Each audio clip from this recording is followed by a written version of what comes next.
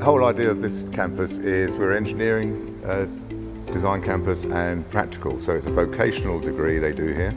Everything the student designs, they have to know how to make it as well. We've had the BigRep now for just under a year. It's just changed the way we design and build things. Before we had the large format 3D printer, we used to machine the shape of the wing on a mini mill.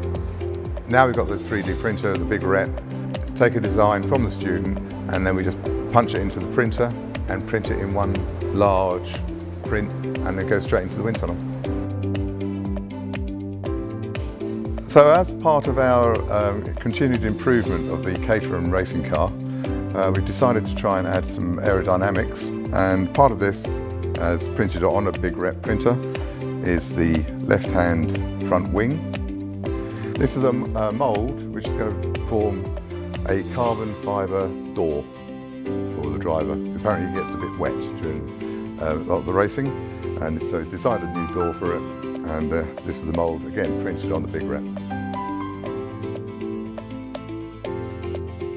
The other thing it does give you is it doesn't limit your imagination, because the whole thing that we've had before, we've had a smaller printer, and we've always wanted to print slightly bigger, but we've never had the option.